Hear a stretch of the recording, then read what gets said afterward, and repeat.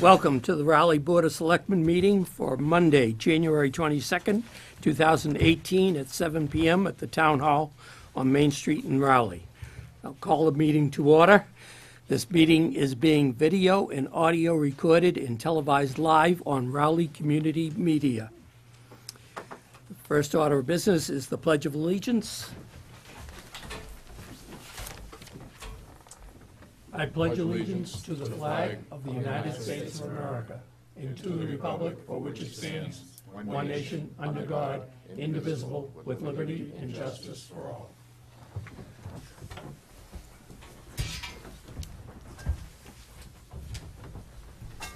Okay, we have, we're going to try to have public comment from 7:05 to 7:10.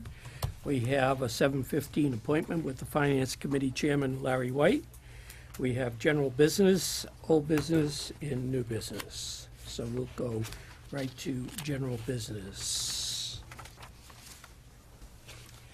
General business, number 1, to accept the donations of American flags to the town. 911 Memorial. Bob Snow is a part of the Rotary Club's ongoing upkeep of the town's 911 Memorial, replaced the flag and placed a Christmas wreath at the site on December 23rd. Town Hall. An anonymous donor purchased a flag that is currently being flown at Town Hall. This anonymous donor has told Amy that he intends to donate flags for the Town Hall in perpetuity. Please vote to accept these donations. I'll give you the motion, Mr. Chairman. Second.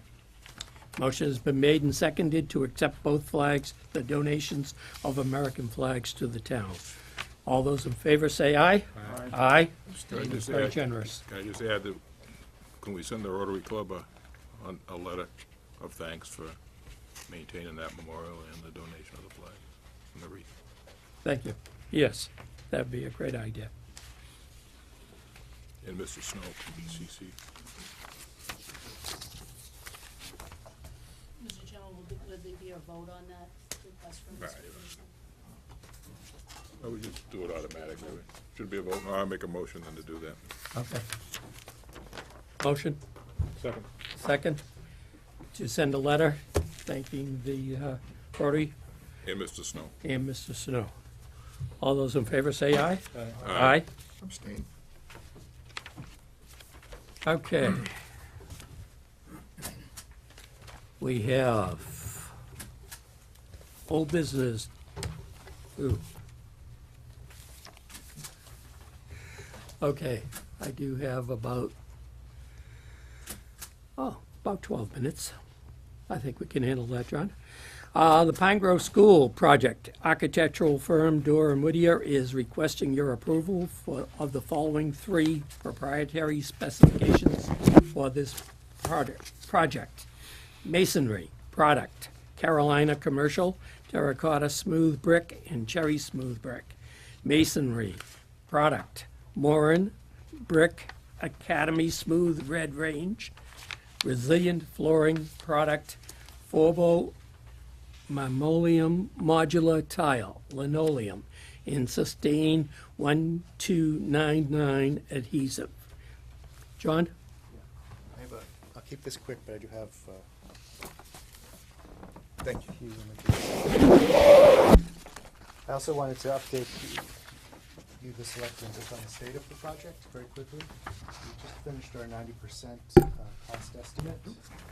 And I'm happy to report that we're still right on budget. So that's the first page. We've been tracking well since the project funding agreement.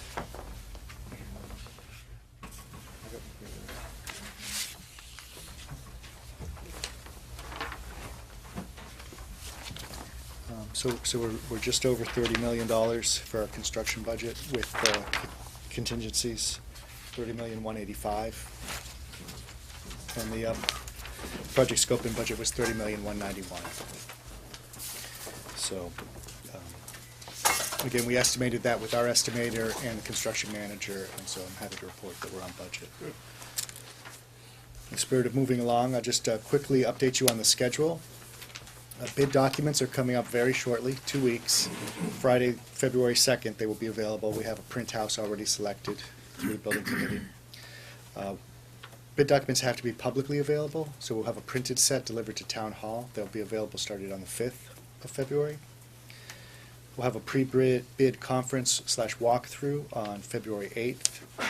This is all for filed subbidders, since we have a general contractor / construction manager on board. And then those trade contractor or subcontractor bids will be opened on February 27th at 2 p.m. at Town Hall. So we'll be moving quickly. Kind of mid to late March, we should have the GMP from the CM. That's the total budget. We'll report back to the building committee. And beginning in April vacation, we're going to start work on Phase 1A. Now, the reason I'm here is for, as Chairman Perry said, 3 proprietary specifications. I think I was here before. As you know, part of mass procurement law is that if you have less than 3 manufacturers for a given product, you need a vote of an elected authority, in this case the Selectmen. The first 2 are about bricks. There's a very limited amount of brick required because we're not replacing the school, but we are patching areas where there were unit ventilators. That's kind of shown in dark on these sample elevations. They're like 6 square feet a pop. You add it all up, there's about 200 square feet on the north and south wing. There's a range to the 2 bricks that are there, and so that's why we have 2 bricks from Carolina Commercial, which look very similar in this printout, but we looked at them in the field. One is slightly darker than the other, and overall they make a good blend. So this is a very small amount, and proprietary specification is the best way to get the best match, as opposed to having 3 options for each of the 2, and then we kind of lose that control. The east wing, the 1988 wing, is a different brick, and so we're also asking for a vote to approve a Moore and Brick Academy School red range for that, because that's the best match. That's a more even brick, and so it just needs 1 to match. And again, there's not that much required, approximately 100, 120 square feet, very small amount. Any questions about the brick? That's pretty straightforward. The bigger item is the third one, the approval of linoleum and the adhesive, the Sustain 1299 adhesive. We've worked again with the construction manager and OPM on this and the building committee. We were originally going to have a bid alternate to go up to linoleum, and VCT is a base bid. And the 5th page here kind of outlines the logic, but working with the construction manager and our cost estimators, we've realized that the savings on moisture mitigation can more than offset the ability to, with this higher humidity adhesive, this 1299 adhesive, it can offset the cost difference of linoleum. Because we did slab moisture testing, and there are a few areas, that's the other page, where we had 99% humidity, relative humidity in the slab. That's very high for an existing building. And VCT, none of those adhesives would work with that level of humidity. And 2 of the 3 linoleums that we would have specified, they wouldn't work with that high level of linoleum. So this is really a case where you have a unique product. It is warranted, as is the flooring from Forbo, that will be able to handle up to that level of high humidity.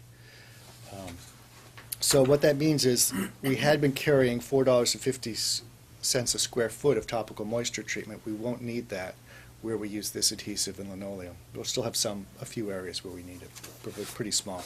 There's about 50,000 square feet of linoleum. So then we'll just have to do a leveling compound, which is $2 a square foot, so that's a $2.50 a square foot savings. And the delta from VCT to linoleum is $1.50 a square foot. So in other words, the savings on moisture mitigation more than offsets the price increase to linoleum. And that's borne out in the cost estimate numbers that are reported back to you, so we've already baked that in. So we ask, and we've talked extensively with Forbo, because this is really about the warranty. Warranties for all flooring adhesives is very important, and so we're confident that this warranty will protect you, the owner, and we're confident that the product will provide a great floor for years to come. So we should vote on each one of the three. Yes, Separate. we need that recorded for the record. We also have a letter to the building committee that will serve as the backup for this. I'll give you a motion to approve the masonry project, Carolina Commercial Terracotta Smooth Brick and Cherry Smooth Brick. Second. Motion has been made to approve Carolina Commercial Terracotta Smooth and Cherry Smooth Brick.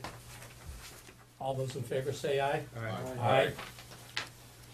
Give you a motion to approve the masonry product Moran Brick for Academy Smooth Red Range. Second. Motion has been made to approve the brick for the East Wing, Moran Brick, Academy Smooth Red Range. All those in favor say aye. Aye.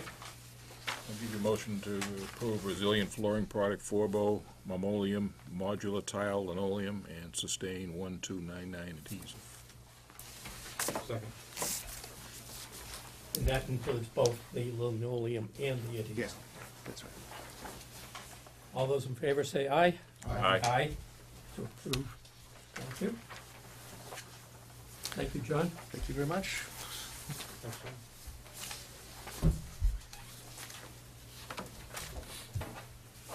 Okay. So we have taken care of the update on the Pine Grove School project. Again, the start date is Monday, April 16th, which is Patriots Day. And Yes. we will have town meeting there, but that will not be televised live on April 30th Right. in the June.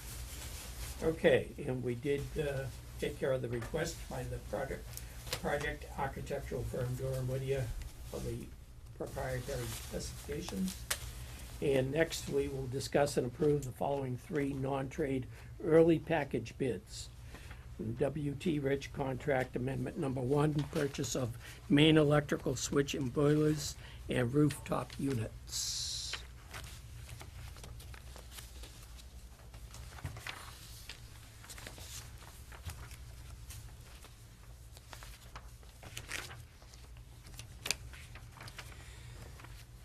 Attached is a copy of each amendment. We have the amendments, W.T. Rich Contract Amendment Number 1, purchase of main electrical switch, boilers, and rooftop units. 2, W.T. Rich Contract Amendment Number 2 for metal windows. And W.T. Rich Contract Amendment Number 3, food service equipment. During the January 22nd meeting, the board will need to vote to approve the contracts and to authorize Chairman Perry to sign on behalf of the town.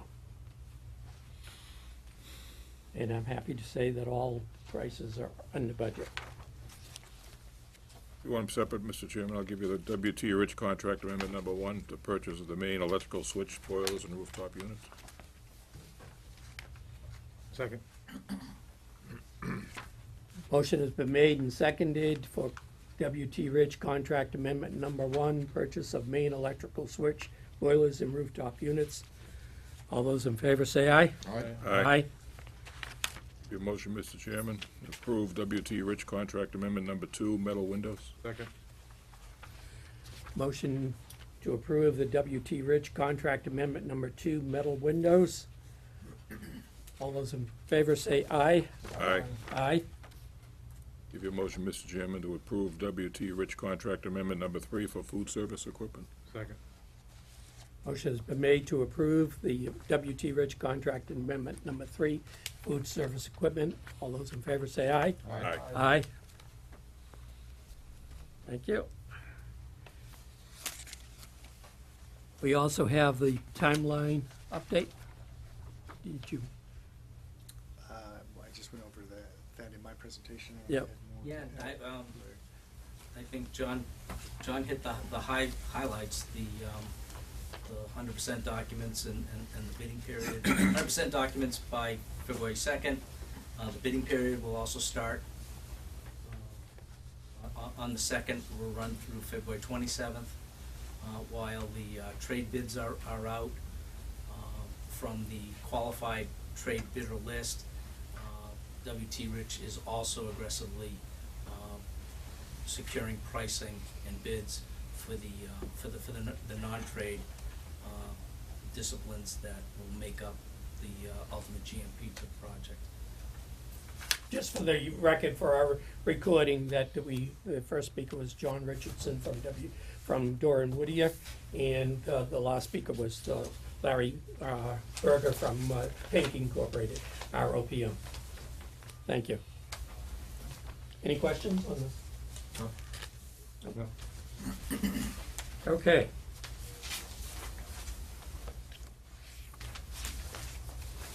And it's just a little bit past 7:15, so we will end our business there at that point, and we will come back to that. We have a 7:15 an appointment with Finance Committee Chairman Larry White. Thanks, Ron. Thank you. Take care now. Thank you. Mr. Chairman, Mr. White has just submitted these for the board.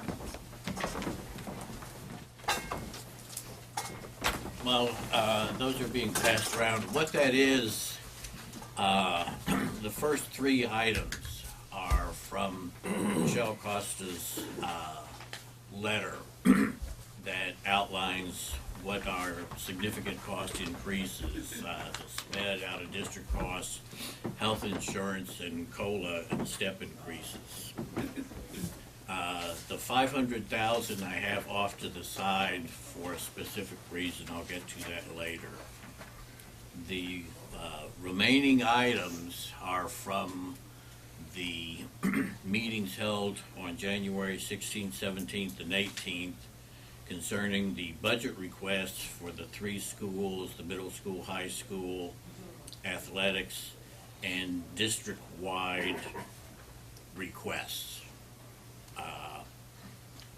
As you can see, the district special education out-of-district tuition, they listed at $854,000.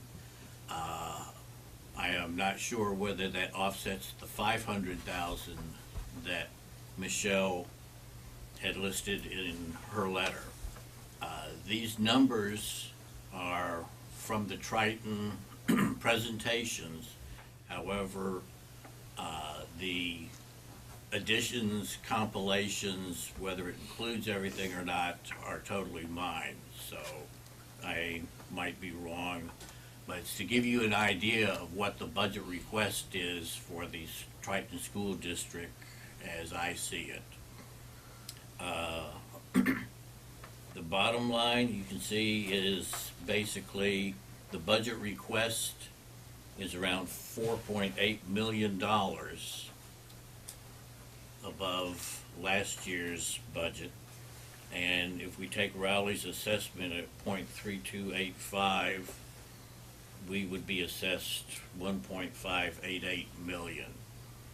That does not take into account the decrease in enrollments, or we'll say Newberry has a much greater decrease in student enrollment than does Pine Grove, so there will be an adjustment accordingly.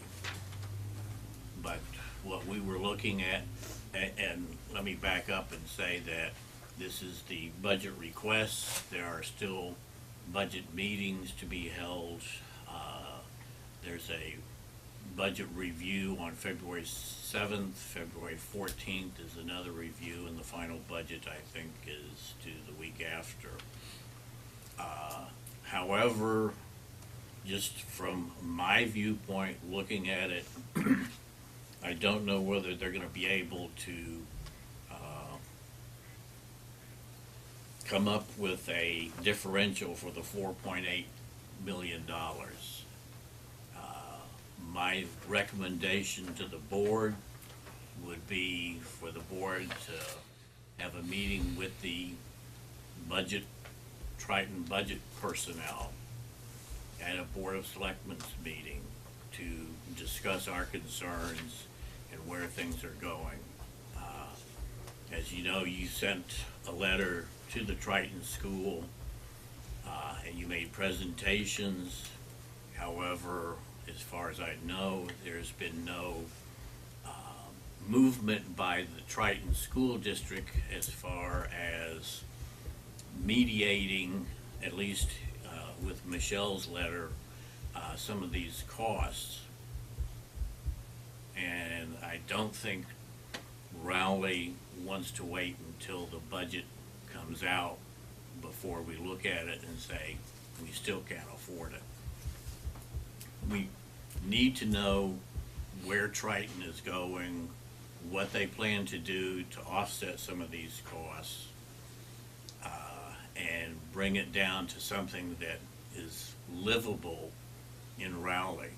And I'll just point out again that if we go way over budget, we're affecting not only the town of Rowley, but the two biggest items that we can cut back on are police and fire.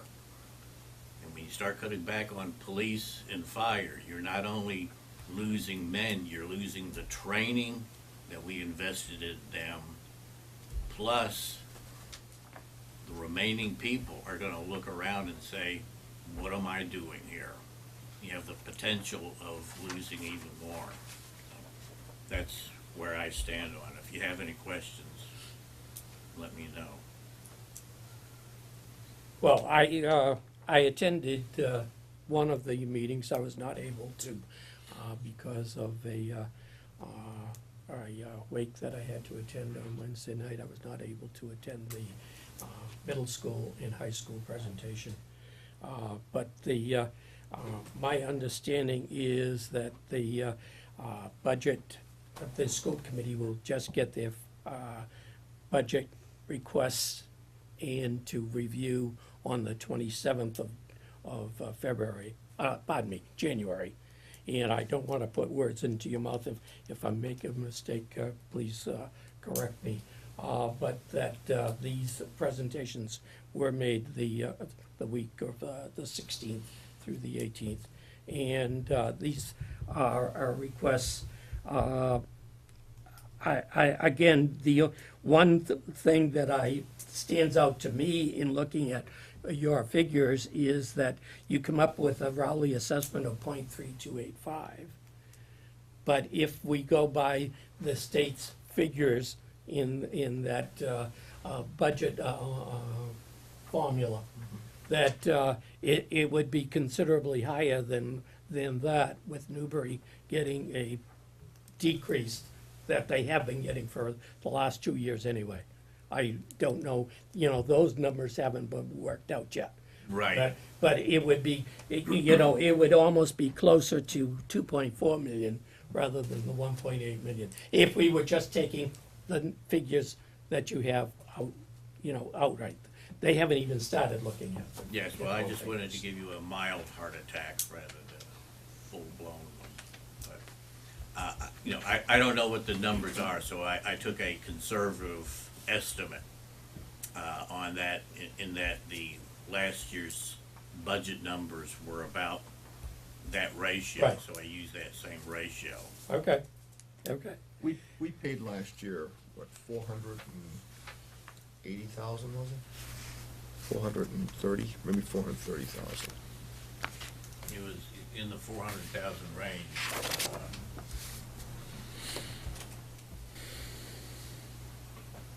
You mean an increase? Increase. So we were about 400 and, as I can remember, $430,000. So we're talking, by your figures, Larry, we're talking a 456,000. 456,000. So we're talking $1.1 million increase. About that. Over that figure. But we know it's gonna be higher than that, though, don't we? Because of this losing enrollment. Yes, I mean, we know it's gonna be higher. right. And As it stands now, as a budget request. but okay, I'm just trying to do. I'm doing raw numbers in my head as I'm sitting here. Sure. So we roughly have 2,000 dwellings, 2,200 dwellings, somewhere in there. Okay, so under this would roughly be $700 to $800 increase per taxpayer, for the taxpayer. Yeah. Well, that's if you're talking about an If override. I'm In ta- other words, if I- the if I'm- problem we, the If I'm problem we, talking, that's just Right. this number. but the problem we have, Bob, is you need to look at it in terms of the last 3 years, and I don't have my figures with me, that I gave to the school committee. But the last, if you go back 16, 17, and 18, okay, yeah, Larry's got it, correct me if I'm wrong, Larry. We appropriated well over in the last 3 fiscal years, $1,320,000 additional to the school, just to Triton, which is well above our probably 250,000, let's say, which is 50% of our, the problem is the Triton budget is pushing us, we allocate half of our free cash and new growth to Triton every year. And what's happening is that nowhere near equals what our increase in assessment is. So we're taking money out of free cash in order to make up the difference. We've been able to do that the last couple of years. But keeping in mind that each year that you take free cash and add it to the budget, well, that's the money ahead of time you're taking for the next year's budget. So each year you get further and further behind.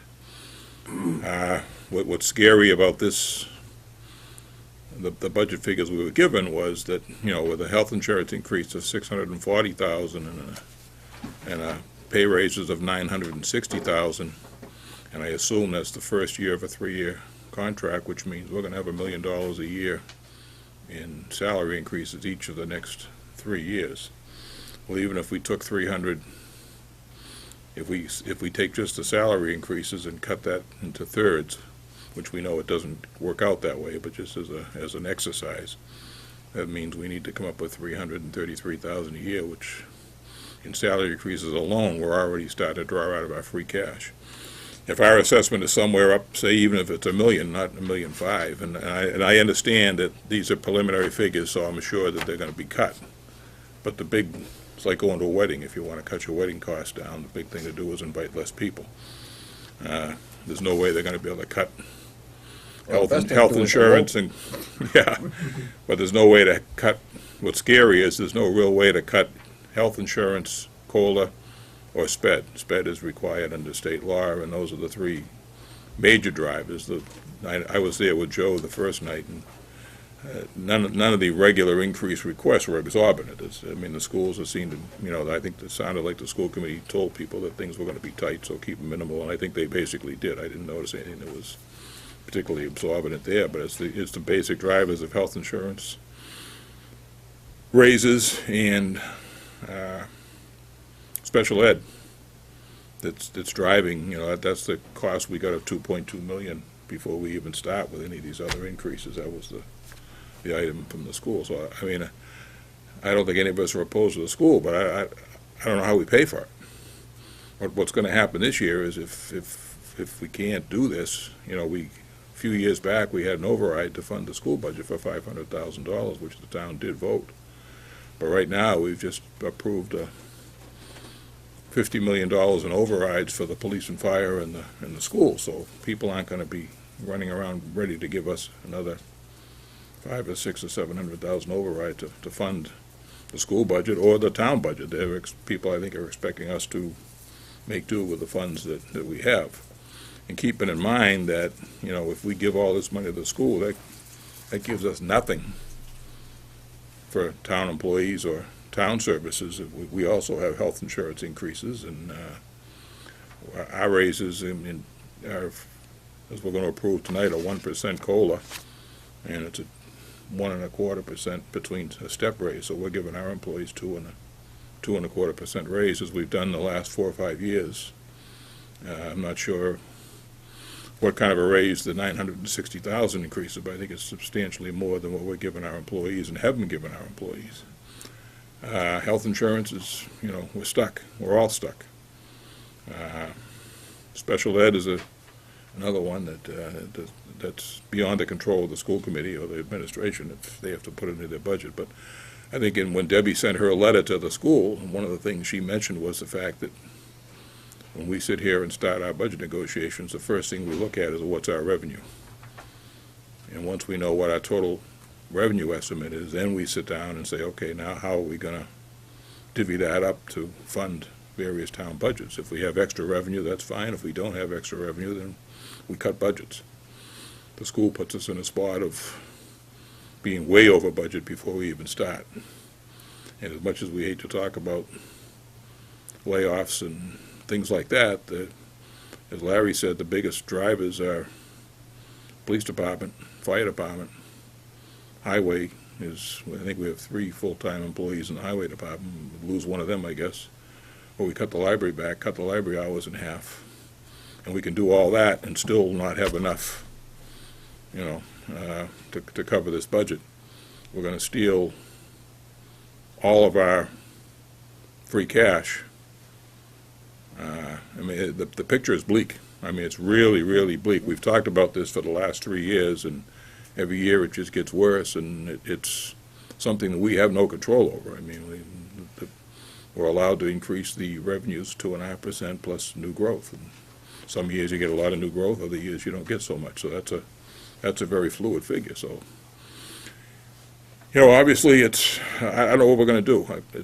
When Joe and I went up to the school committee, we, kind of told them that, I don't know if they have an answer either. And the formula that we talk about is last year and the last 2 years, because of the change in student enrollment, Salisbury and Rowley have basically split the Triton budget in half, and Newbury has actually gotten a decrease, I believe, last year anyway, and I think they got a decrease the year before. So, so Rowley and Salisbury are footing the entire increase in the Triton budget, which hurts even more.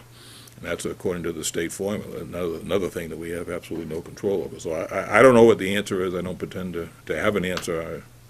I don't think any of us do, and and the school committee doesn't have an answer. But I think it's an issue that we as a town and the school department, the school district needs to look at and come up with, what are we going to do? I mean, do we give up a police officer and one of our 2 full-time firemen and close the library, half lay off another highway worker?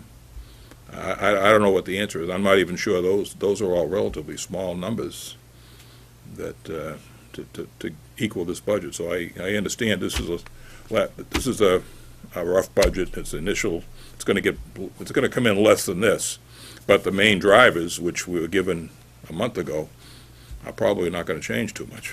No, In fact, SPED could even, health insurance, they may be, instead of 15% or whatever the range was, it might be 12, but I mean, raises are already baked in the cake, and SPED could even go up more if something happens between now and the time the budget's approved. So I don't know. I know Larry puts a lot of time into this, and we all do. Joe and I have been to a number of the school committee meetings, and I'm not blaming them. It's not something they're looking to do to break the town of Raleigh, but it's an issue that this year is going to come real close to breaking us, and if it doesn't break us this year, it's going to break us next year, because this year, to fund this budget and keep the town going, we're going to take every bit of available free cash we have, plus, I guess, draw something out of the reserve fund there, or you know what I mean? And that leaves, so every year we try not to use all our free cash to carry some over for next year. And we have no idea at this point what the free cash level will be. So,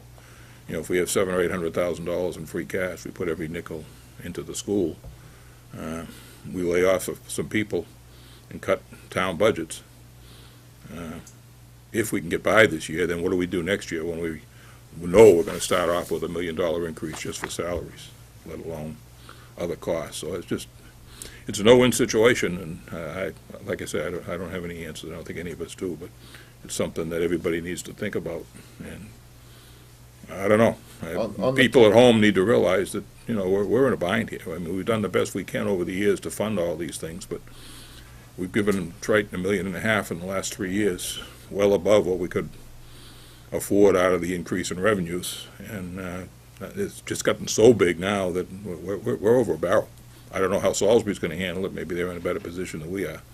Sounds like Newbury's going to luck out again and probably not have too much of an increase. It'll be a relatively small increase, depending on how the state formula works out. But I know the other day the governor was talking about some increase in Chapter 70 money for the schools, and 3% increase to our revenues, but usually when they add on one hand, they take away on another, so you never know what the final figures are gonna be, but even those are small figures in the scheme of what we're talking about here for overall numbers, so. That's it for me. We run a lean operation as it is. We're not exorbitant in anything we do. We count every nickel and dime at this table when we go through the budget season.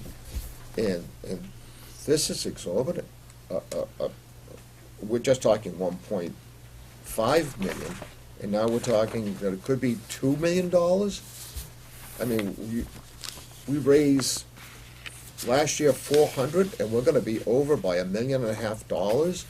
I mean, I'm running numbers just real quick about what the taxpayer, and these just raw numbers, we're talking just for the school, $700 per household. Those are raw numbers. That's something I just ran real quickly. And then you figure in the town on top of that.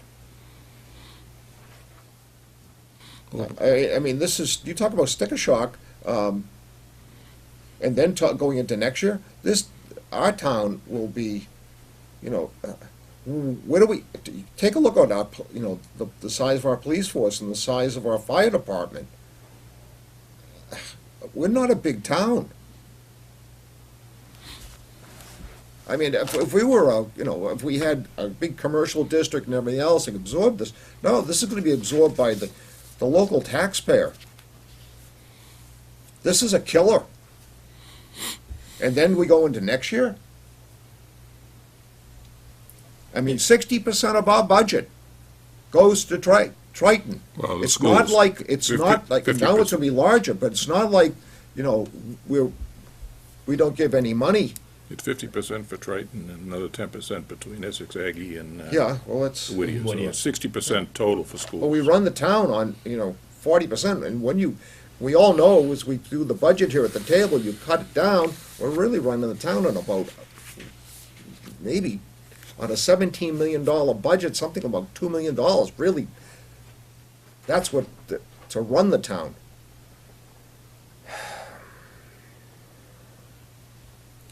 Mr. Chairman? I'd like to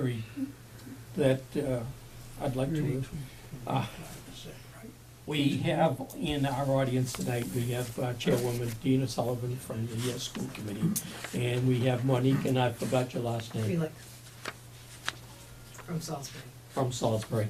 And Dina, would you like to speak? Thank you for allowing me to speak tonight. I appreciate Larry's input on the budget. I have not seen the numbers he has proposed. I do want to make the point that the budget presentations that we have had so far have only been requests. This Saturday, the school committee will be meeting with the administration for about 3 or 4 hours to go over all the requests and try and whittle down these requests even further. That's the way we have been doing our budget for about the last 6 or 7, 8 years now. It is a budget format that I believe works well because it does give us an opportunity to look at everything. It is not that we are not cognizant of the stress that the budget puts on the town. I need to remind everybody that all of us committee members are residents of our 3 towns. So when you're talking of making cuts to public safety and town services, it affects us as well. It's not something that we want to do. Thank you, Dave, for identifying the big drivers that, as you indicated, we don't have a lot of control over. The frustrating part for both the town and as a school committee is that over the last decade or so, what has caused this problem is that there's been a decrease in state funding, which I know you are all aware of.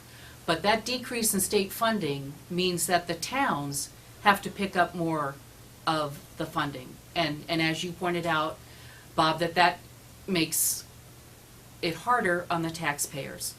To that point, I'd like to remind everybody that this Thursday night, we have our state auditor and all 5 of our state officials at a budget forum at Triton at 6:30. That will be after we meet with all of the boards of selectmen for a very quick district communication meeting where we will give you the information that we've gotten from the budget from the governor, which is supposed to come out, I believe, either late Wednesday afternoon or early Thursday morning. That will be our first indication as to how the assessments may play out. So trying to figure out what your assessment is right now is like throwing darts at a dartboard. We just don't know. The other point that I wanted to make was that, well, just so that I can go back to the regional, budget forum. It's 6:30 at Triton High School in the auditorium, and I hope as many of the public as well as all of the town officials attend. It's our opportunity to not only have the auditor present her findings, which are items she's identified that are unique to the difficulties in funding a regional district such as ours. And it gives us a forum to address our state officials, as I indicated before. As far as trying to, that's one way we can try and work to change the funding mechanism. The second way is through the regional agreement that we have been trying to work through and update for at least 5 years now. We could put in a different funding mechanism than the state funding, as long as all 3 towns approve it and the commissioner approves it. We have not gotten that far in our discussions yet, and I hope that we do get to that point yet this year. I understand your frustration with having half of your budget go to Triton. We are doing the best that we can to provide a quality education for our students and at the best possible budget that we can come up with. We are still very early in this process. Thank you. Thank you. I'd like to say a couple things, Joe. Maureen? One of the things that I hope that you can understand is that the Triton budget funds 56, we put in for 56 children at the charter school in Newburyport. That's gonna cost us $800,000, because those children get our cost, no matter what their cost is. So if their cost is $12,000 and we spend $14,000, we send them $14,000, and they have no accountability to us. So that's $800,000 that's going to the charter. Then the collaboratives establish budgets that we send our special ed kids to.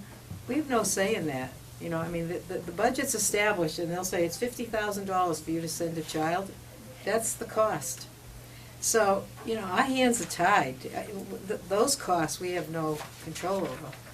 And then you asked about what our percentages were for the contracts that we renegotiated. We had, most of them were in the 2% range. Mhm. We had 1 year that we offered 2.75 to the teachers, I think, Yes, and for that, 1 year. But right, the others were. Less than 2. Yeah, less than 2. We did 2 or less, I should custodians, say. head custodians, cafeteria workers, the instructional aides and the teachers, and Mhm. they were all very reasonable, and we tried to really keep it down. So, I mean, just like you will, you know, I mean, so. just that when you're talking $1 million increase, like I said, for us here, $1 million increase in salaries, if it's split 3 ways, we're behind the 8 ball by 100,000 before we even start looking Yeah. at any educational improvements. That's only for salaries. Obviously, there's a huge increase this year in special ed, which Right. nobody has any control over. Right, And health insurance, we're all knocking the wall down to try to keep that down, but I mean, that's another one. But I mean, we have the problem is that you have those costs and we have them too. right. But your money takes up all of our money, so how do we fund our increase in costs? That's the frustration. And I'm not blaming you per Yeah. se, it's the way the system is set up. But what's gonna happen is, I could see next year, we I guess declare bankruptcy or something if it keeps going at this rate. we're not gonna be able to fund these things. We're just not gonna be able to. I mean, it's not that we don't want to, but we don't have any magical pot of money here. Nor do we, which No, I again, that's the understand, so I problem. mean, but I mean, it's the idea, it's, when we go up and basically stand before the committee and kinda cry about our budget situation, it's, we're not trying to, we're not looking for sympathy, we're just telling everyone, including the taxpayers here, that, and the parents who have kids in the school system, that, you know, if you're making $50,000 a year and spending $75,000, you can't do that more than a year or two before you run out of money, if you were a family. So we're in the same boat here now. I mean, over the years, I've been a selectman on and off since 1990. We've had good years and bad years, and we've been able to manage to, you know, fund the school budgets and the other budgets with, you know, a couple of overrides here and there. And of course, now, like I say, now we've got two critical building projects that we're doing. The fire station was built in 1880, so we're finally getting that replaced. And obviously, we all know the Pine Grove School has been 25 or 30 years since. So the taxpayers have been really good about, you know, giving us two huge overrides in the last couple of years. And so then this year to get hit with an increase like this is just like getting hit in the head with a hammer. We're like the Gronk, we got a concussion and we're trying to figure out how we're gonna come out of it. And We've I don't heard see- your message. I don't see any way that we come out of it. I just don't, unless there's some dramatic increase in state aid, which I don't think we're gonna see. We'll see some increase, but it's not gonna be enough to, but that's our only hope is, for all of us, really. And it's a situation, I don't know, it's Well, the very requ- frustrating to, The requests were minimal, really. I no, mean, the for- request that, No, I sat there the night that Joe and I additional- were there. For additional staffing, there's very little. I Right. mean, there And then was, there was areas there where you could probably, I'm sure that when you guys There'll be get those some- requests, the superintendent's office and the administration, they always pare them down to some degree. That's Yeah. what's scary about this is we got $2.2 million before you even get to those requests. So if people are looking for educational improvements, yeah.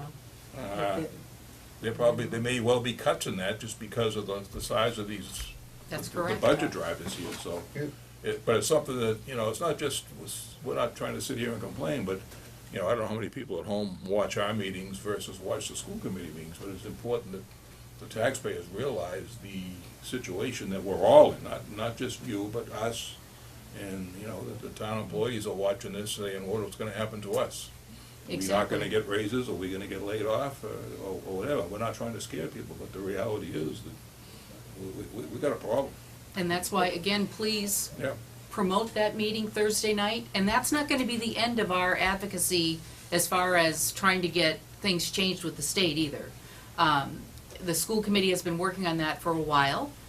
As you know, anything with the state moves at the snail's pace, but we are continuing to work with them, and we need your help and your voices, as well as the voices of all three community members, town people, to really help us in getting our concerns heard. We're gonna start Thursday night, and like I said, we have a letter writing campaign that we wanna do immediately after Thursday.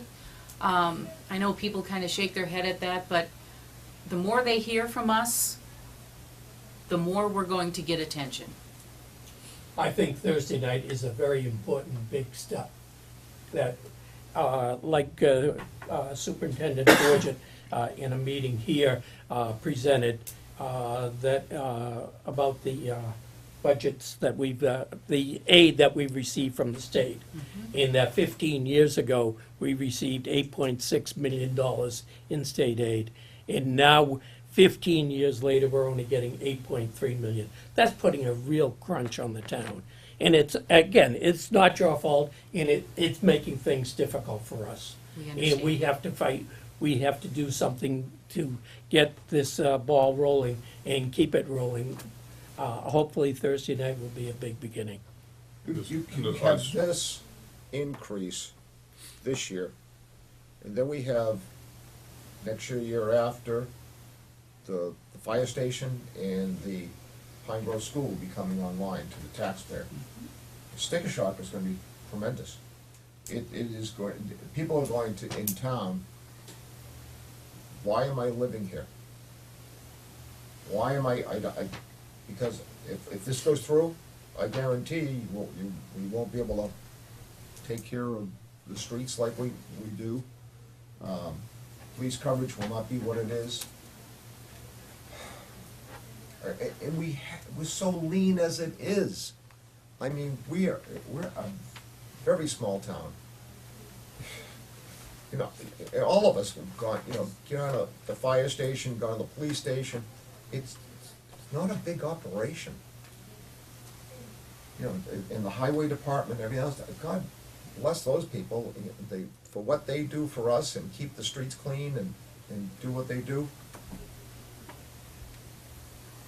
I'm really concerned about what the town will look like in 3 years from now. If this gets thrown onto the back of the taxpayer. Mr. Chair, Debbie. I was wondering if I may ask through you to Chairwoman Sullivan about the regional transportation. It has always been my understanding that the law required the state to fully fund that, and for the many years that I've been here, that's never happened. And would there be any opportunity for a coalition of regional schools, maybe through your statewide association, to actually litigate that out? As the Education Reform Act was the result of litigation in 1993, would there be a possibility of forcing that? Because I find that these suburbs are neglected by the legislature because of demographics, and there's an assumption that they're all wealthy for some reason when they're not, and property values can show that, and median income can show that data.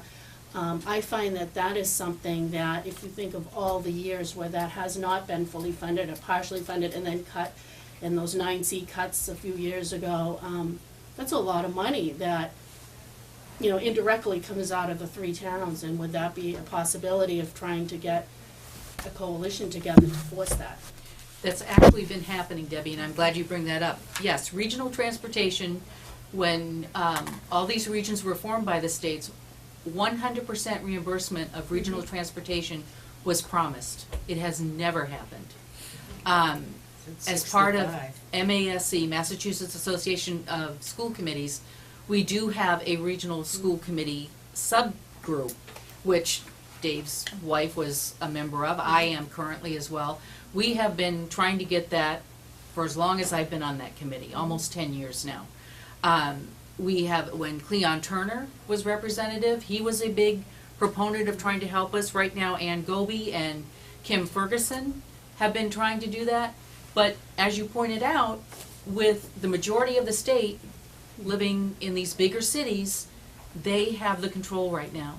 We keep pushing it, and I think there's been a step made in the auditor coming out with her report, because it does focus on the unique funding problems that regions face.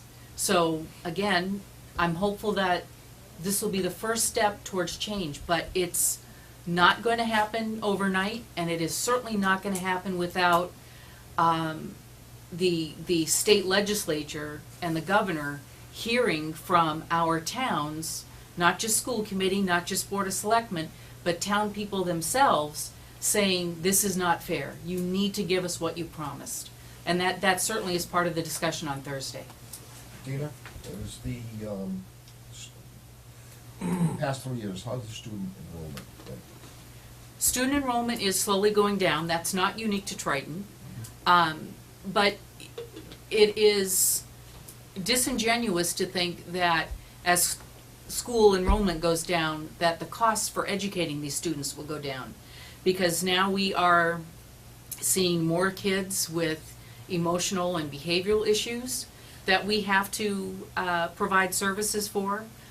SPED is, as been pointed out before, is a large driver, but it's mostly the care. Even though we have less students, they are needing more services, and it's trying to balance that against educating the general population. And also this year, the circuit breaker went down to 65%. Yes. It was always 75% for years. Well, in the past it has been, and we actually budgeted for like 70, 75, and It was 65. it was lowered. It was 65 this year. So that impacts things as That's a lot of well. money.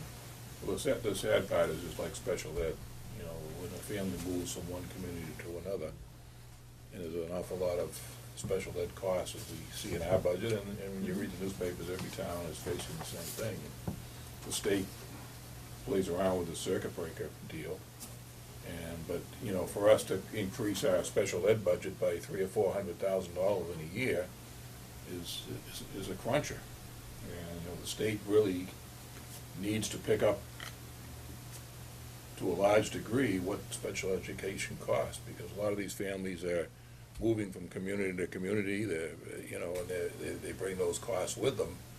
And this year we're getting, I mean, every year it's difficult, but this year, obviously, or next year's budget, they're anticipating some large costs, increase in Correct. cost already. And am I correct that if we have kids move out of our district, where for the rest of that year, we still pay for them in the new It district? depends on because- when they move out. Yeah, it depends on So, when they move yeah, out so and where they go and what the split might be, but yes, you are And the circuit correct. breaker thing is almost laughable. I mean, it's, you know. Well, the other thing as is- well as the transportation. I mean, Right. I know, like you said, Dean, we've Yeah. been fighting for that for years and years. Transport- Everybody says, oh, yeah, we understand the problem. Right. And You're- then, when the meeting's over, that's where it ends. And I know that there's been a lot of work put into it, but the part of the problem with state aid to schools is, for us to get more money, we have to take away money from somewhere else.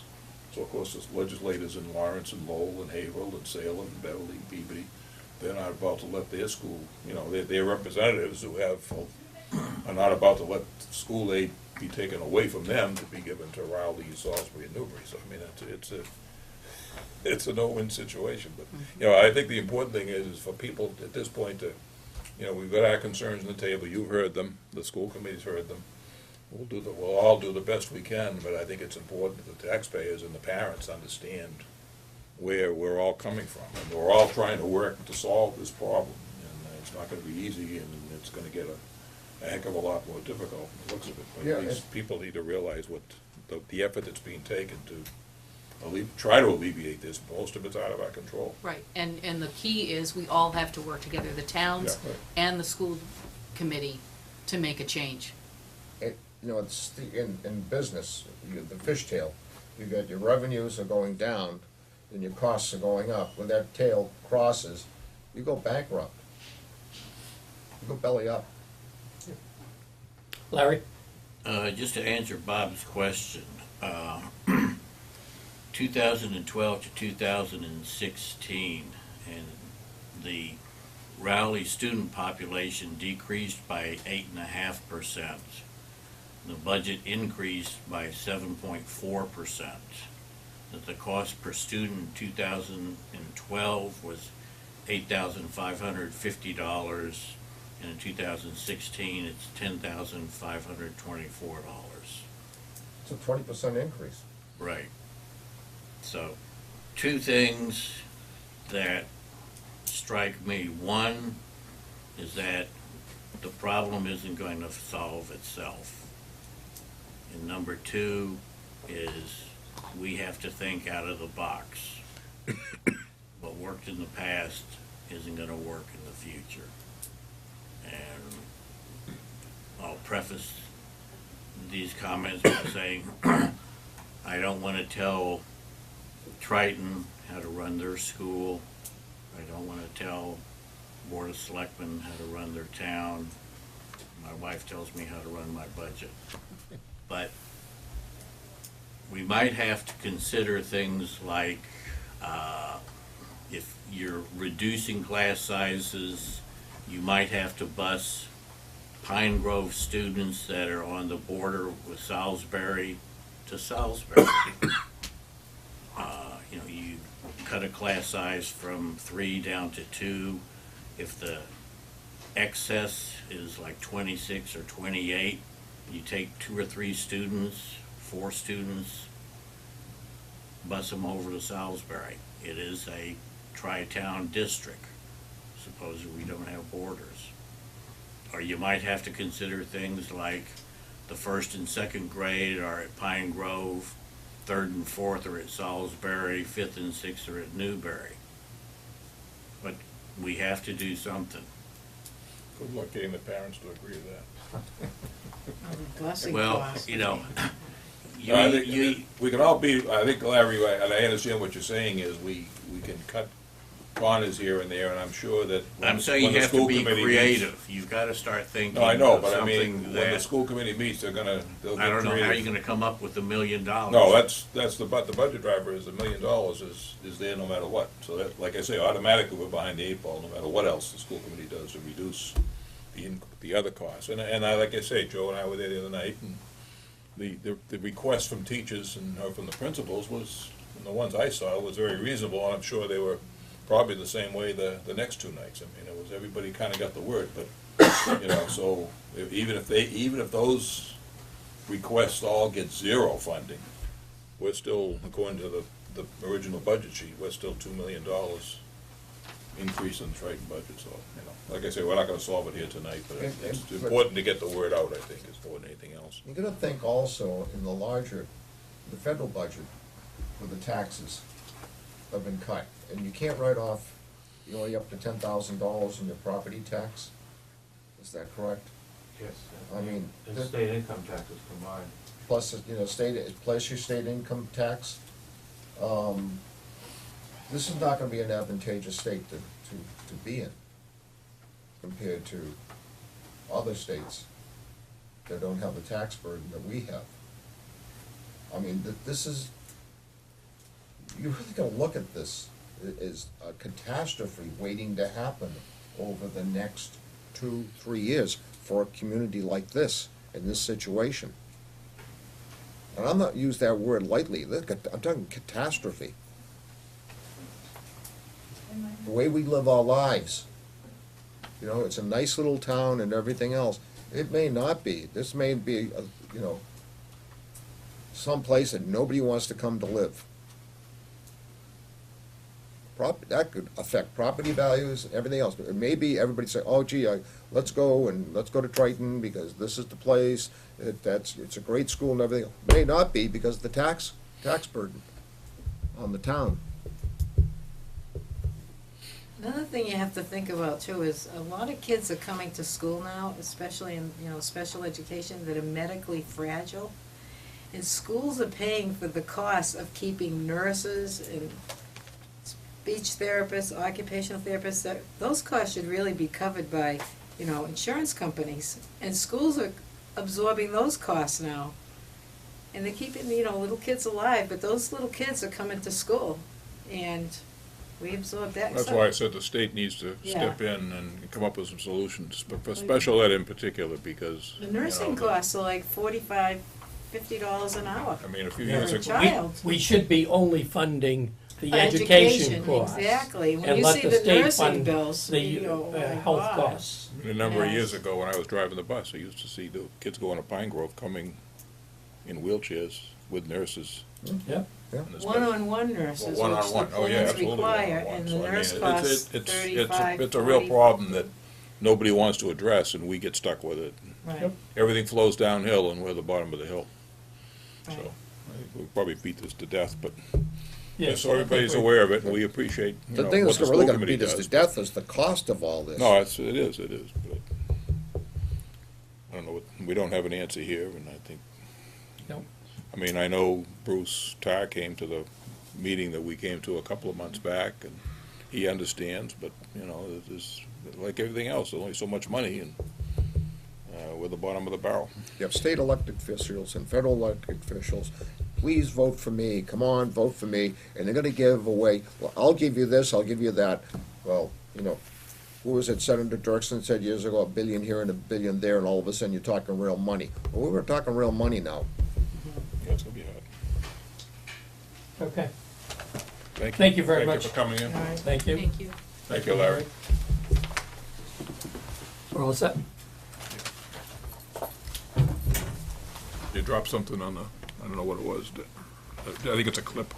Oh, it's my earring, Oh. so special. Okay, back to the agenda. We have old business number 2. Mr. Chairman, do we have public comment? I didn't officially open. Okay. We'll open it for the next 5 minutes. Okay. Old business number 2, to discuss the fiscal year budget guidelines and approve the fiscal year 19. Leave it open a little bit. Thank you. Non-union compensation schedule. Debbie is recommending the following budget guidelines. 1% cost of living increase, a level fund the expense lines.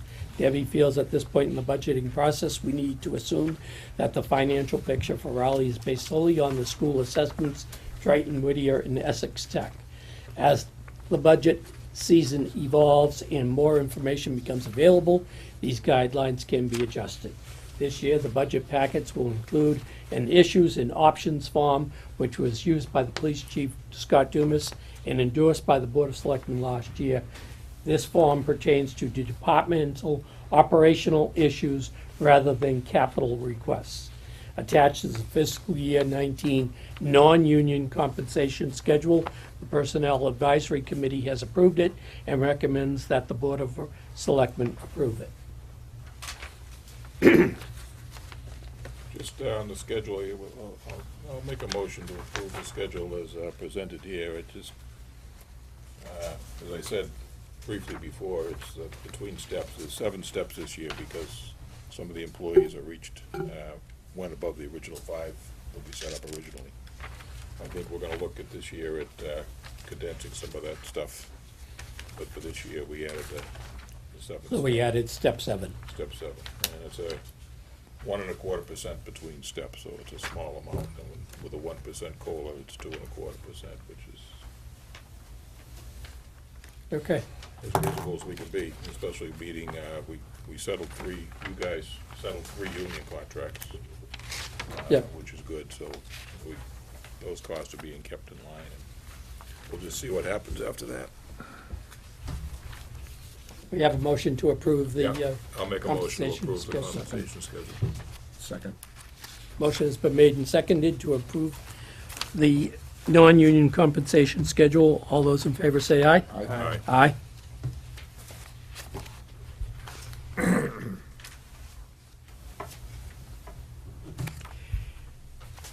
And how about the budget guidelines? Do we have a motion? What is it, the budget guidelines? 1% cost of living increase, level fund expense lines. I'll give you that motion. I'll second. Motion has been made and seconded to use the bud lines suggested by Debbie for 1% cost of living increase and a level fund the expense line. So all those in favor say aye. Aye. Aye. That's for fiscal year 19. Okay, old business number 3, we have the fire station and police station addition project update. Number 1, site work. Castagna has started the site work. Griffin Electric will be working with Raleigh Municipal Lighting Plan on removing the overhead wires and the pole and installing the temporary power source. Trailers are planned to be set up on Thursday. Tree clearing will begin as soon as the overhead wires are removed. Number 2, the inquiry from Karen Courtney of the Foundation for Fair Contracting of Massachusetts. A, Debbie received an inquiry from Ms. Courtney regarding the electric sub-bid. Chairman Perry will read this into the record. Ms. Courtney points out that Castagna did not contract with the lowest electrical sub-bidder, Brothers Electric Corp. Castagna contracted with Griffin Electric. Is that,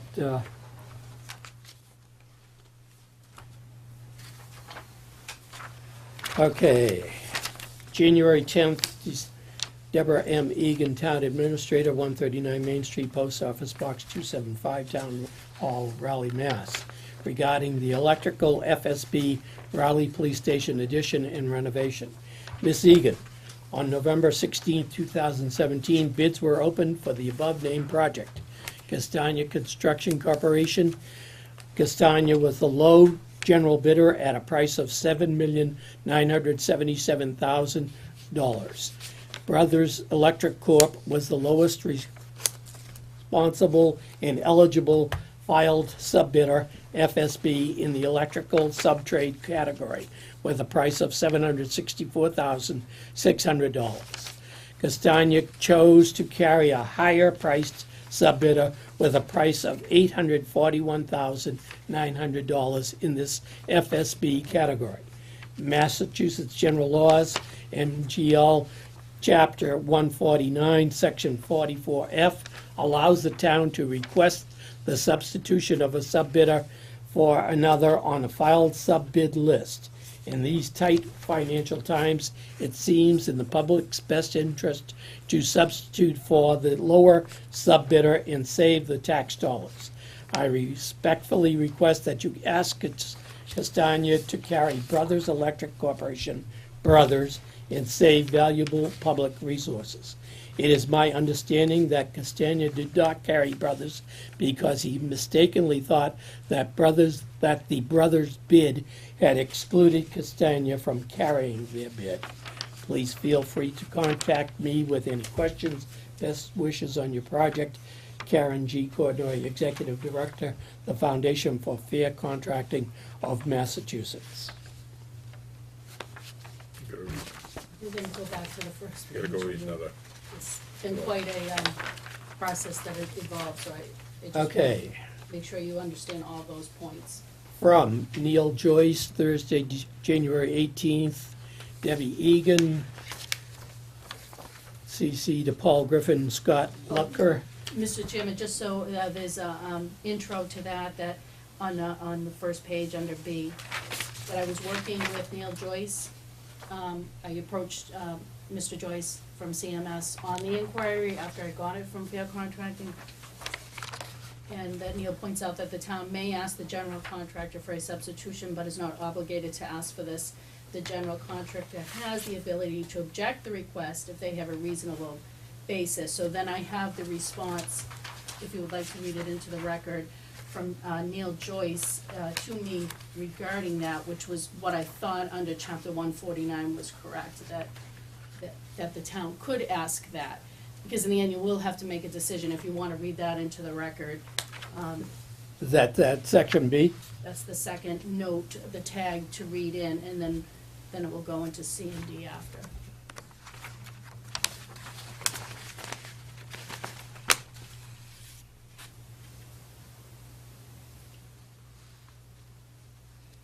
You want me to read the letter from? From Neil Joyce, it's an email dated January 18th. Yes. Okay, where I was studying. Okay. Subject Raleigh Police Department, Fire Department, substitution of a subbidder. Attachment, substitution of a subbidder, PDF.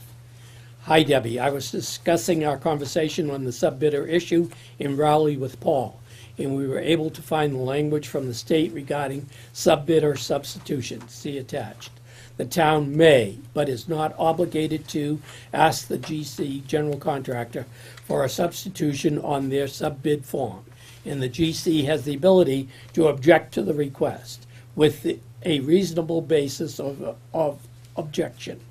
I have also followed up with Wes Rollins from Castagna and have asked him to respond formally to the inquiry, citing their reasoning not to carry Brothers Electrical when they submitted their bid.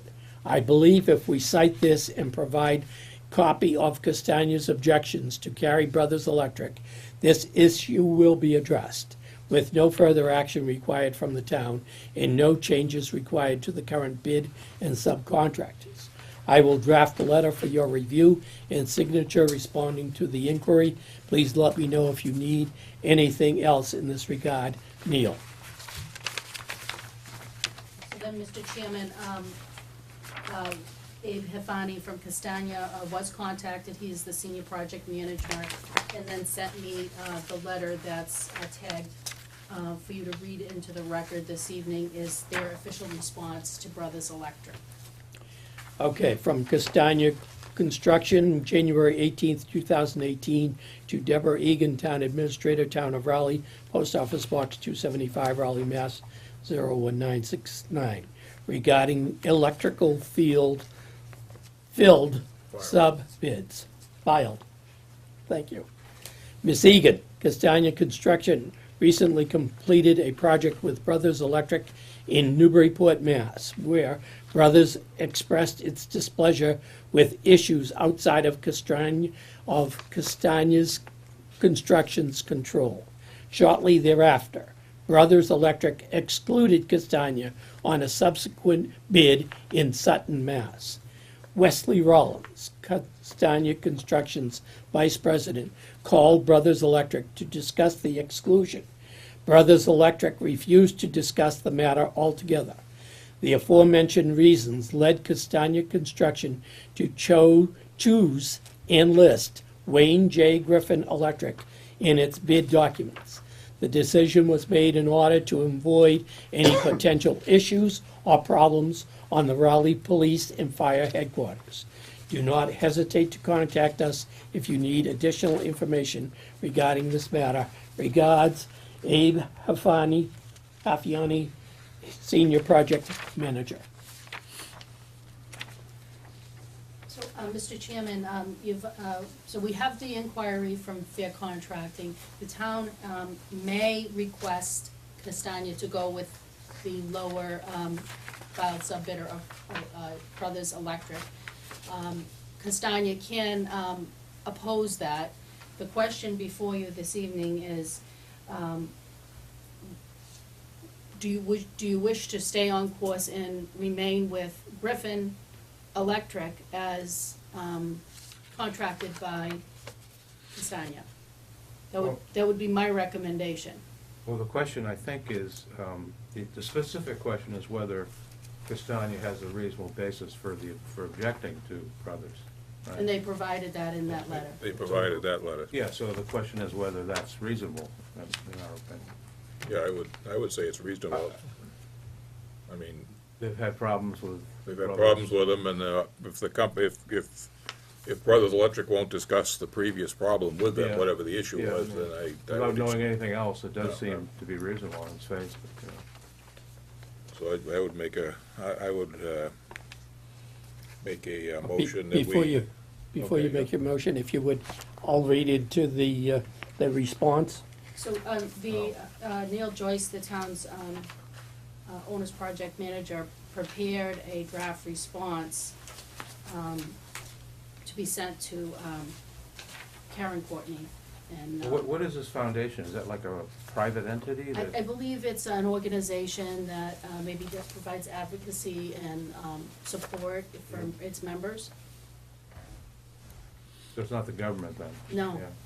No, No, in other words, if they're not satisfied, they can take us to court. That's what Yeah, it boils sure. down to. Okay.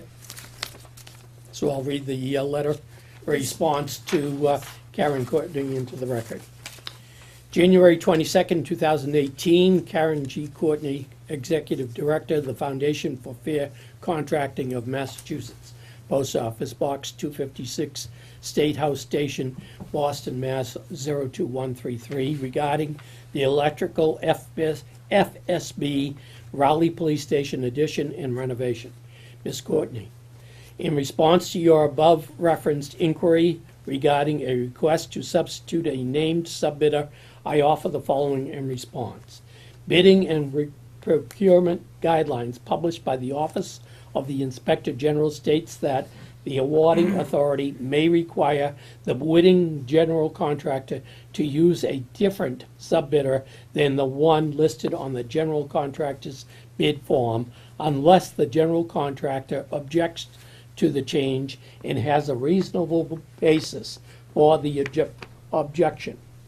The town of Raleigh approached the low general contractor, in this case Castagna Construction Corp., on the reference project and inquired as to the reason why they did not carry the apparent low electrical filed subbidder, Brothers Electric.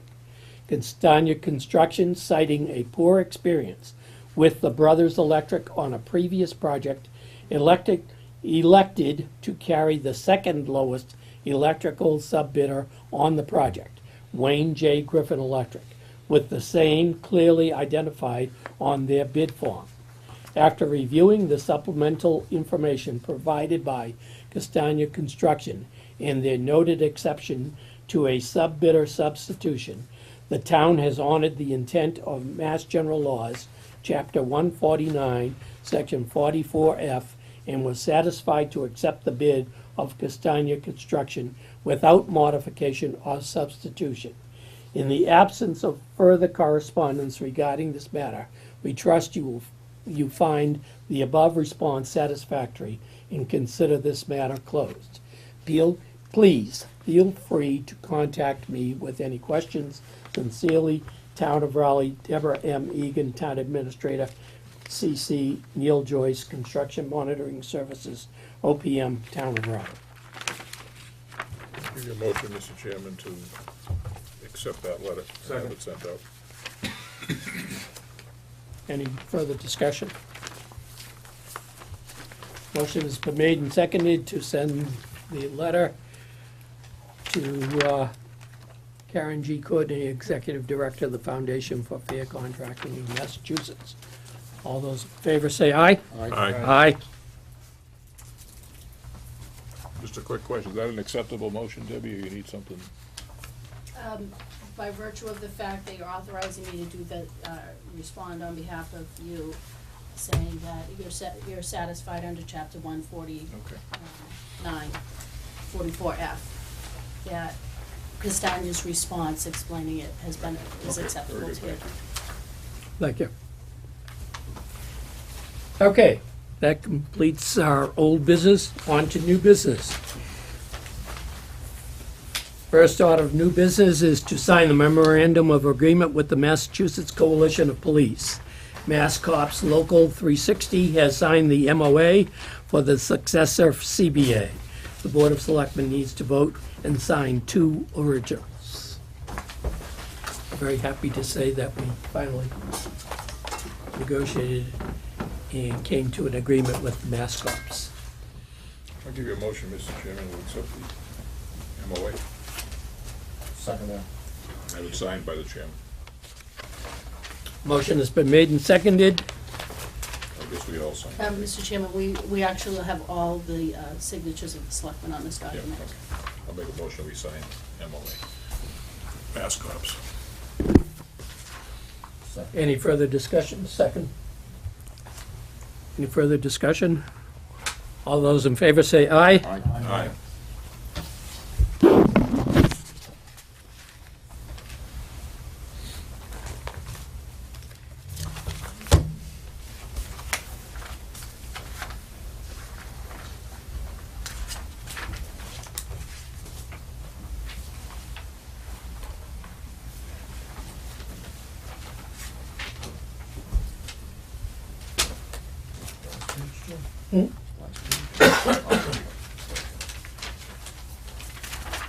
There are 2 copies.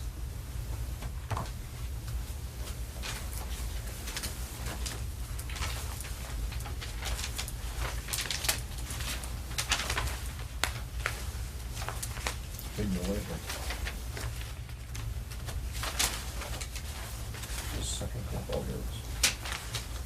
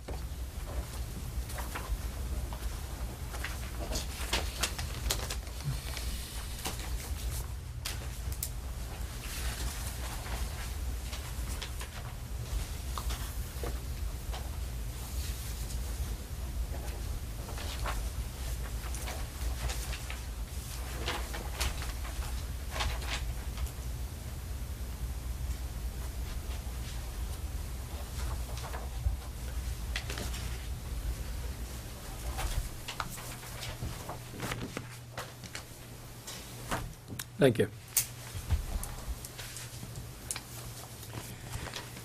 New business number 2, discuss 3 Blocks East Band offer to hold a summer concert on the town common. Sean Godbout of the band 3 Blocks East is offering to hold 2 free concerts on the town common on the following dates: Saturday, June 30th from 6 to 7 p.m. and Saturday, August 25th from 6 to 7 p.m. Rain dates for each show the following Sunday. Sean has been nice enough to offer, and this would be his third year. I believe he's already done it twice. I'll give you a motion to approve those, that band to play on those dates as stated. Second. Motion was made and seconded to approve having 3 Blocks East Band to hold summer concerts on the town common on Saturday, June 30th, and Saturday, August 25th. All those in favor say aye, Aye. and we thank Sean for his offer.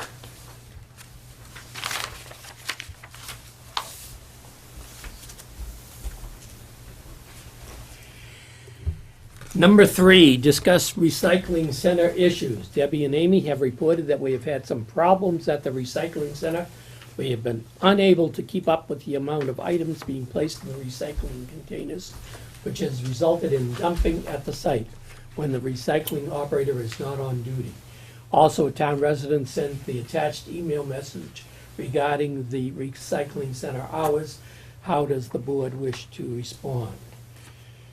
Attention, Town of Raleigh, Mass. Selectmen. I am writing to express my displeasure that the town paper, glass, plastic recycling center only allows access during Saturday mornings. This limited time is not convenient for me. I would request the town allow access to the center during the same time the DPW access gate is open. For example, all week long and basically during normal business hours. Until this is done, my recycling days are over. Best regards, Stu Miller, 12 Wilson Pond Lane, Raleigh, Mass. Mr. Chairman, the recycling center has always had official hours of Saturday from 8:30 to 12:30. That's what's provided for in the budget. And so I think there was probably a misunderstanding that the center was open when it wasn't actually open during the week. We do have a problem with the recycling center in that we cannot put up a gate or enclose it or somehow restrict the access during the week. And we know that people do go in during the week and just dump refuge there. And sometimes they they don't make any effort to get it into the containers that are placed there by JRM. And so it does mean that we have to clean up the area, and it is becoming a bigger problem. Yeah, Mr. Chairman, just to summarize, we don't have to get into all the paperwork.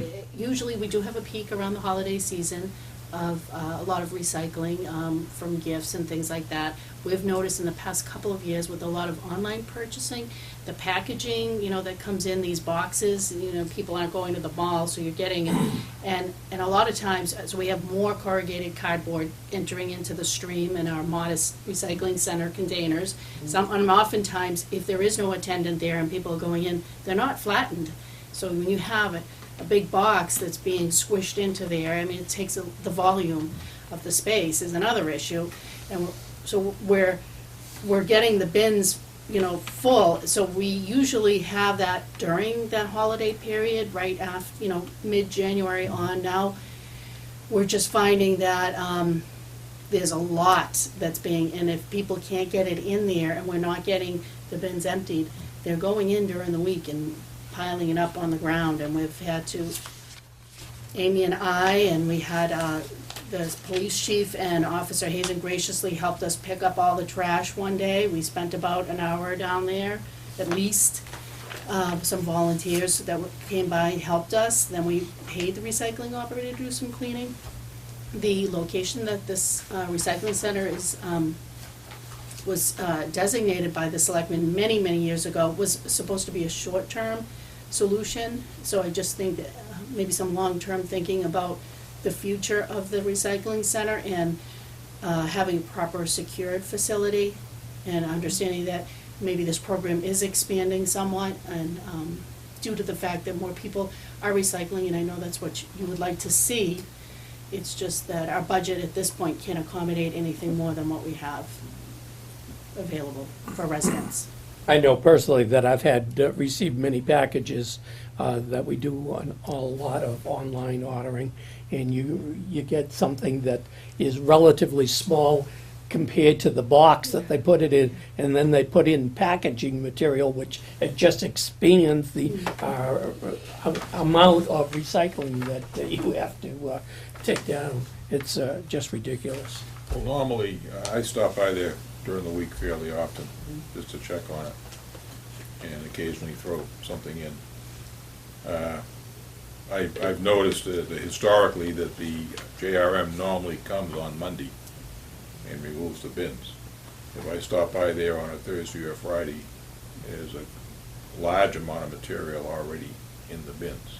So there are lots of people that go down during the week, which is not a big problem if they put the Get it right into stuff the in bin. and put it into the bins, and the cardboard, as you can see from the pictures here, there's all kinds of cardboard. People don't even bother to try to break it up. Right. And if you don't break it up and flatten it, it fills the bin up with, Well, you have to have an attendant present, or else you're gonna have problems. well, yeah, well, but generally, it's been a kind of a police it yourself with a minimal amount of, it's not good, but Yeah. it's the best we can do because we can't we can't secure the area. Mass Highway won't let us secure it, and in fact, they don't even close the gates at night there. The gates are basically open 24 hours a day, so people can go in there anytime, and it hasn't been a major problem because, as you can see, it almost looks like somebody had a dump truck that dumped out. And I think we're finding that a lot of businesses are probably, putting their shipping containers in there instead of getting rid of them themselves. They probably put them in our recycling. So it definitely is a problem. I don't know that this week, did they have a problem this week in the last couple of weeks? Maybe you did check, yeah. I haven't heard of anything, so probably, but the only thing I would, and I looked at it, and I did have a quick, not a happy conversation with and I don't mean to demean him, but I talked to the highway surveyor about the possibility of, on a temporary basis, moving recycling center to the highway barn where they pile the dirt. And at least the area would be secured at night and when the site's not open. And in the highway, the guys are not gonna monitor during the day, but people are gonna be less likely to go running in there and dumping stuff on the ground and stuff if if there's the highway department building is. So, Pat wasn't real happy about doing that, but on an interim basis, if we're gonna continue to have problems, we gotta do something. And I don't know where else we can go. Maybe we can contact the water department. They have a huge fenced-in area up there that we could maybe partake at least temporarily at the other. And at the same time, I think for the new budget year, we have to look for a more permanent location that we can increase. We need to increase. They're going to need to increase the budget to it. I mean, we've been getting by on a real short budget for any number of years, and the town's grown a lot, and people are doing a lot more recycling now than what they were. I don't know how long we've been doing it here, 15 years, or 20, Yes. probably 20 years. We've been having the same 4 bins, and it's just, the operation has outgrown the ability to handle the amount of stuff going in there, so we can't have, the day I stopped in there, Debbie and Amy and the police officer was there, they had just finished up, so I didn't have to lug any trash, which was lucky on my part, but when I looked at the pictures, I said, you gotta Yeah. be kidding me. I mean, there's no excuse for anybody doing that. I mean, No. that's just pure, I don't even have a word for it that I can say here, but, so I don't know if we wanna take a look at, sit down with Pat and see if we can do something temporarily, or with the water department, or whatever on a The water temporary. department, you mean out by Route 95, the No, Pingree Farm? no, Central Street. Oh, okay, because, Where they're in the water department office there, they have a fenced-in area. I don't know how much space they have back there. In other words, we're looking for some place that we can secure when Yeah, the right. recycling center isn't open. I feel sorry for the person that called if he can't make it during the week, but we don't have it at this point. We have no more money to run it during the week, and, Right. we just can't do it at this point. I'm sorry if he can't recycle, but he's gonna have to make some other arrangements, or. could we extend a wire or maybe some kind of movable fence across where the bins are? So we looked at that, Mr. Pierce, many years ago. Jack Demento was with me on this, and part of it's the span that you need to get the trucks in there to, access those various containers there. It just wasn't the way you would build that fence, and there was just so much research into it that it just wasn't gonna work. And, Right. and also to accommodate keeping it, available for the state DOT to come back Right. and forth. pretty- Yeah. Pretty crowded. It requires a wide area to get, because they're pretty large trucks that are coming to, pick up that container and then to place it. And they're backing in and sort of precarious spot as it is, in, the way that it's set up on the side of that driveway. Right. You know, I know we're looking at hopefully getting the Didax building. I think they're still in the process of looking around for alternate space, so nothing's gonna happen there until they actually move. But, at that time, I think we can come up with some alternatives to put the center. So we're looking for something that's temporary, that isn't gonna cost us a lot of money, because we don't have a lot of money to put into it. Yeah. And they have a piece of land, if we can't use the Mass Highway site, and it's not the best site. I mean, it's difficult out there, so. Is that actually owned by the Mass Highway? Yeah. It's not town of Raleigh property? No, it just- None of it is? And my volume of shredded material has increased. Oh, yeah, everyone says. It's a fact of life now. So it doesn't, if you wanna, if somebody wants to, I approached Pat, and he was friendly. And if he's watching, I'm not knocking Pat, because I understand he doesn't wanna get involved in that down there, but, it might be a situation that if we're gonna have this continual problem, we just move it and he's work it out the best we can. I don't really wanna impose on him, but on the other hand, we gotta control this problem, because we can't have people having to run down there every couple of weeks to pick up litter off the ground and, so on and so forth. So maybe don't need to make a decision tonight, but just decide what We do needs to have be done. Boy Scouts who collect newspaper. Yep. And also collect cardboard and magazines. But that's every other month, It's every odd month, the odd month. second Saturday. And if you take your own to Mellows in Georgetown, they have recycling over there. Yep. And if you. Oh, if Newbury's got a great facility. Newbury does, and if if Mellow picks up your rubbish, I believe they also pick up recyclables. So there are alternatives. It isn't, Yeah. the Raleigh site isn't the only, but, I have a private contract to pick up my regular rubbish, but I always take my recyclables down. And, it's just my wife and I, so we don't have Yeah. a huge amount, but, it's usually plastic and bottles more than it is, and newspapers are built up, but, just something that, if anybody's got any ideas about an alternative site or whatever, I think we need to take a look at it. Would it be possible to advertise scouts when they're getting ready to do that? That way, if people had boxes in their house, they could flatten them out and take them up there. And you don't even have to have anybody there when they get there, they just leave them there on the outside. Mr. Chairman, Mr. Barry, where are you speaking of to leave them where? Where do the Boy Scouts The go? Boy Scouts, the Boy Scouts are at the rear of the Congregational Church. I would just be concerned that we get some permission or, if we're passing out information or directing people to another option. Well, you'd wanna check with the Boy Scouts, because they wanna advertise it. They sell those though. They have a box come in, and they have all the kids there, and they just take them out, and they put them all in there, and the guy comes back the next day, and off they go, and they get paid for it.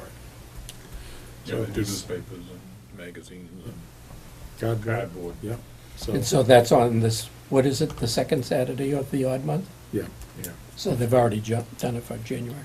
yep. Well, it might be too, the light department So we have time to check with, often puts flyers into their bills. And that's probably, I know the Boy Scouts advertise in the paper. I don't know how many people get the paper. I don't think they get too many subscribers in Raleigh, and if you don't happen to notice a little notice, you won't know it. But I wonder if we could take a look at seeing if they'll have, if the town administrator or the staff here can make up a flyer the light department would be willing to put in one of their bills, just explaining the hours, the times, what we collect and what we don't collect, and, you know, kinda, and even mention if the Boy Scouts are willing, mention the fact that they,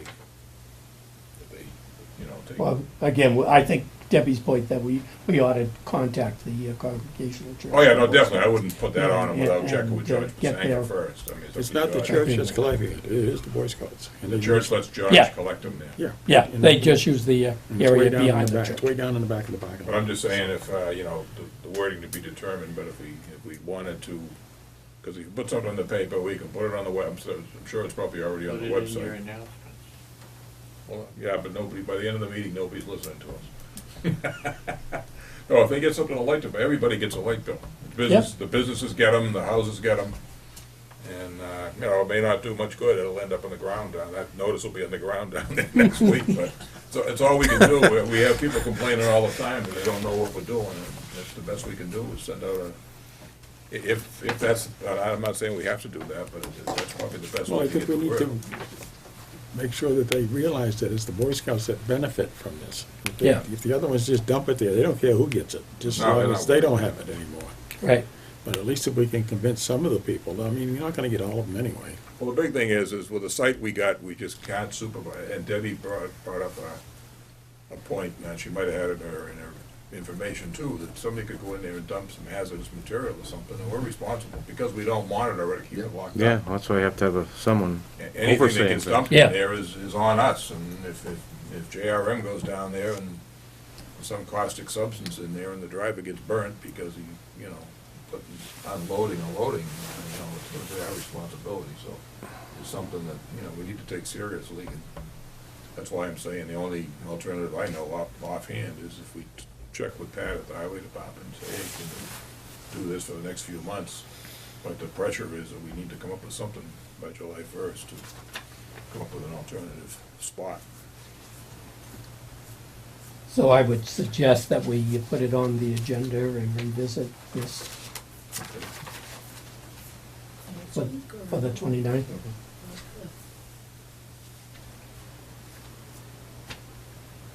That's a good suggestion, I like that. Well, I mean, to me, somebody gets something out of it. Yeah, I mean, they exactly. really do. And I mean, they basically, you take that money and use it to do their different things that they do. That's a positive, sure. And like I said, I don't think everybody's gonna wanna do it, but Yep, I certainly do it with mine. yep. Yeah, the big drawback with them is they don't take bottles and cans. No, Yeah. it's Plastic. strictly paper and Yes, they do. and Well, they boxes. take the nickel ones. Well, they'll take the cans too, the metal cans, because they sell them. Do they sell those too? The generally they're aluminum. And I have a truck there every time, Yeah. and they're picking up all of that stuff. Bottles and cans and. So we might want to just talk to George and see what he thinks of it. Yep. Okay. Moving on, we'll go to new business, number 4, discuss development of playing fields at the newly purchased land at the rear of 221 Main Street. We received 2 responses to the request for price quote to design, engineer, and permit playing fields on the newly purchased land at the rear of 221 Main Street. The responses were as follows. JJA Sports / Hancock Associates, $51,500. Meridian Associates, $35,500. Debbie and Natalie are working to reduce the scope of services for the engineering work so that we can allocate more funds towards construction. A new request for price quote will then need to be released. The Board of Selectmen should vote to reject the 2 submittals and to reissue a revised request for price quote. Yeah, Mr. Chairman, I've been kind of consulting with the town administrator and Natalie on this. They did a nice job of putting together the request for quotes. And obviously, when they came in and we looked at the prices, it was like, well, we have about $208,000 of available funds to construct those fields. One of the things that we need to do as part of his land purchase is to construct a fence. We agreed with the Woods that he would construct a fence along the back line to separate the fields from their property.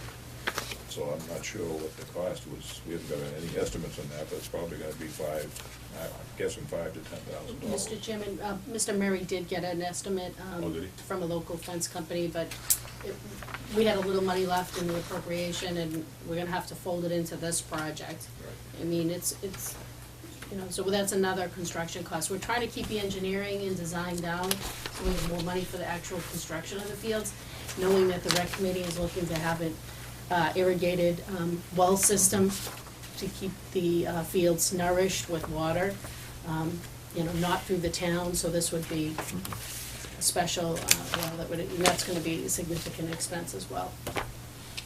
So what we're really looking to do is, in other words, in this original specs, we asked to design 2 Little League fields and lay out 2 soccer fields in the construction of both baseball fields. So with the kind of money we got available, there's no way we're gonna be able to do all that. So what we're looking to do is reduce the specifications to design the fields, the 4 fields, give us information on the well, but only look for construction on the first field. Because the problem we have is by the time we get these bids and stuff in, we're not gonna be able to have time to go back to the CPC for additional funds if we need them, and most likely we're gonna need them. The costs are up, so if we can, in the prime, at this point, the prime purpose for this particular year is to get the first baseball field done. If we can't get it completed totally, at least get the field laid out, get a backstop in, hopefully get some dugouts built for it, and then see what money, if we have anything left, then we can look at constructing the second field.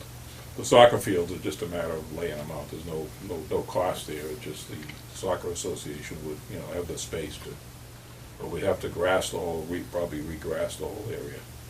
And if we do put irrigation in there, that's gonna be a substantial cost. So without knowing those costs, we just figured, I think we were looking for a little bit too much in the initial estimate, and like I say, we were shocked that, as you saw, one of the companies came back with somebody that builds stadiums like Foxborough Stadium, you know what I mean, that kind of a thing, and we're certainly not into that, so. And it's time, if we can rewrite the specs at this point, get them out, we should get the information back in a timely manner, be able to take a look then. Have a motion? I'll make the motion. Second. Motion has been made to reject the 2 submittals and to reissue a revised request for price quote. All those in favor say aye. Aye. Aye. Thank you.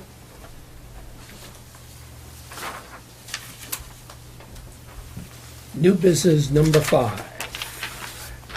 Discuss the work being done on the subdivision way at 239 Main Street. Fire Chief Jim Broderick and Conservation Agent Brent Bazelak have confirmed that the owner of the farm parcel at 239 Main Street has been widening the driveway and building the subdivision road. Chief Broderick has confirmed that Mr. Charles Weir of Meridian Engineering contacted him on behalf of his client, Mr. Michael Sabatini. Mr. Weir prepared the attached plan, which is based on the planning board's 2009 subdivision approval for 239 Main Street. Meridian was under contract with the town to prepare the subdivision plan.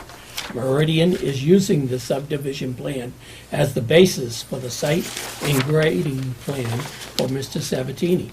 Town Council Tom Mullen has reviewed the matter and has drafted the following response on behalf of the town. If the board is in agreement, he will send the response as written.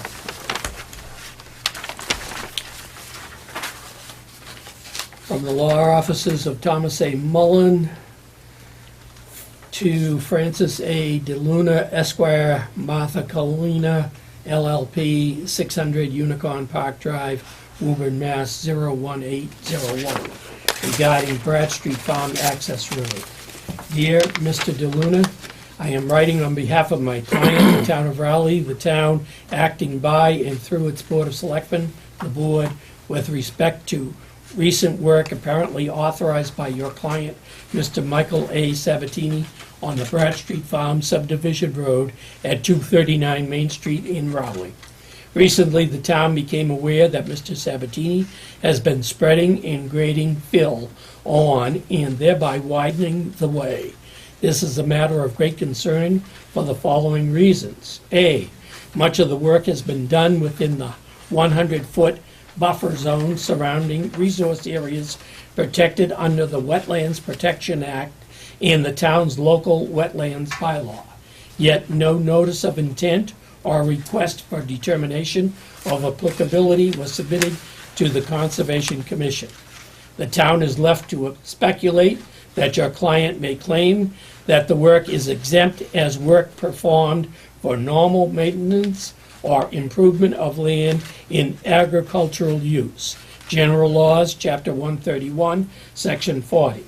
However, to the considerable extent that Mr. Sabatini has widened the pre-existing access road rather than merely repairing or replacing it, he is precluded from relying on this exemption under 310 CMR 10.04. B, the filling and grading has been done without the erosion controls required by the town's stormwater management and erosion control bylaw. Again, the agricultural exemption contained in section 3.c of that bylaw offers no protection because the effect of Mr. Sabatini's work is to expand and not merely to repair or replace the pre-existing way. C, the subdivision way crosses a culvert that serves an important hydrological purpose. Your client's filling activities threatens to block or damage the culvert, especially since no effort has been made to control erosion. D, in approving the subdivision, the town's planning board expressly required the posting of a cash deposit with the planning board in the amount of $5,000 prior to the start of any construction related to the subdivision road. Approval dated July 22nd, 2019.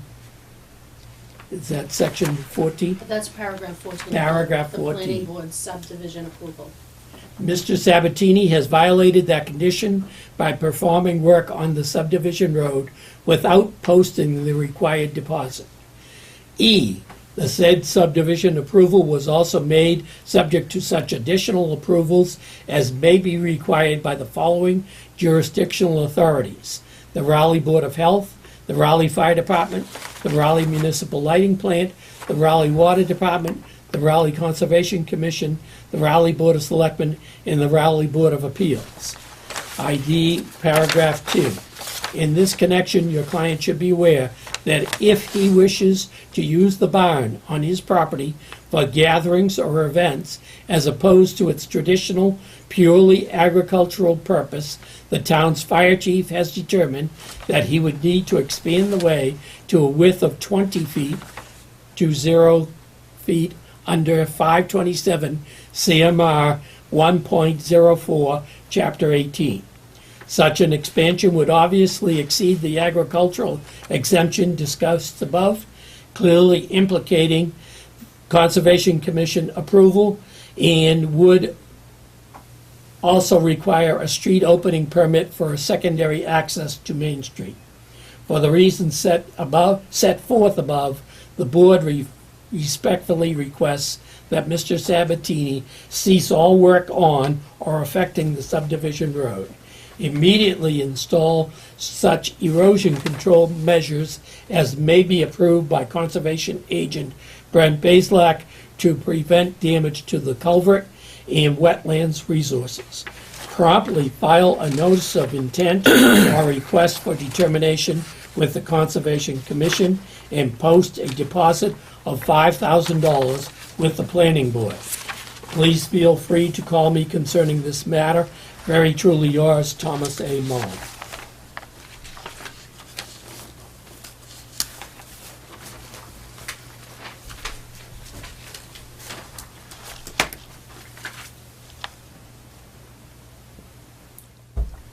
Discussion?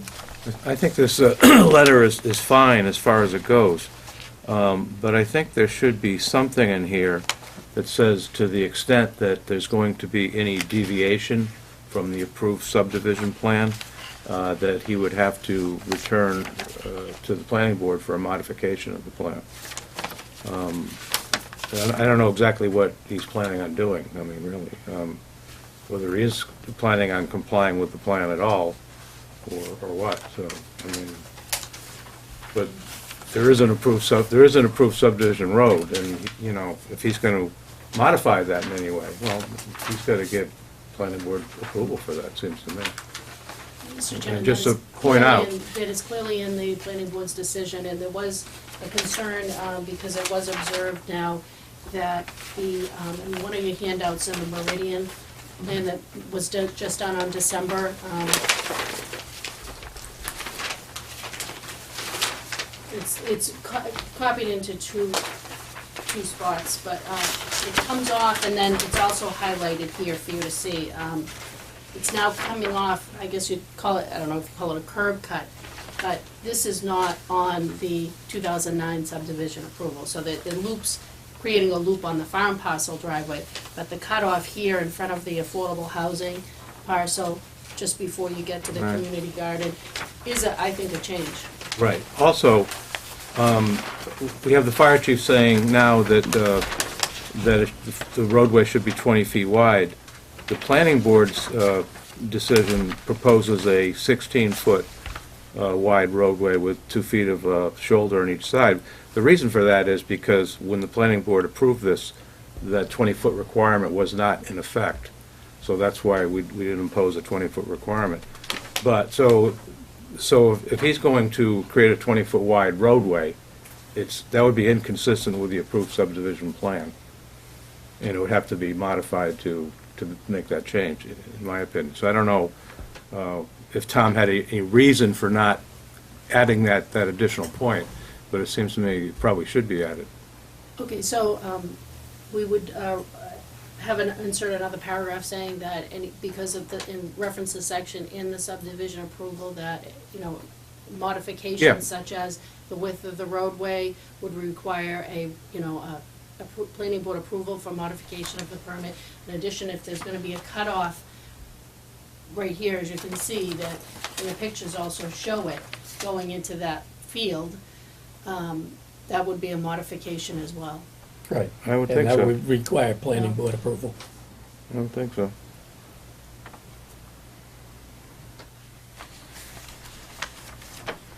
So we would request those modifications from Tom? Or by Tom? Yeah, or get his opinion on those, whether that makes sense to I have did those. discuss it with him, Yeah. because when the conservation agent showed me that, and actually drew this on here, said, well, now it's going, there's gonna be a cutoff on the subdivision, proposed subdivision road, the layout, off into the field now in front of the barn, which, that should not have any, point of, entry or exit into the farm parcel at that location according to what the plans were, that were approved.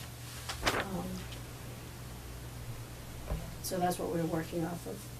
So I did discuss that with Tom, and I will bring this up and ask him if he would consider adding another paragraph saying, by default, I guess the width of the road automatically requires a refiling. Right, The code has changed, or if any other substantial modification is and made. maybe this other one. Okay. Yeah.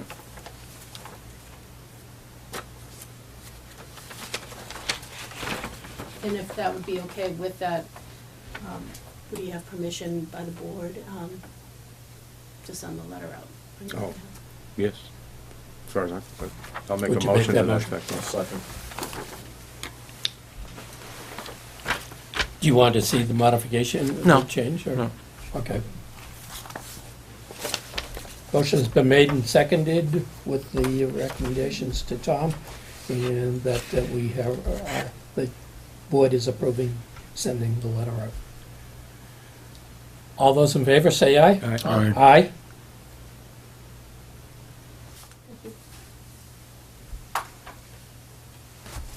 Might be nice too, if, apparently he has the right to do this, but since he's doing it on our land, Hmm.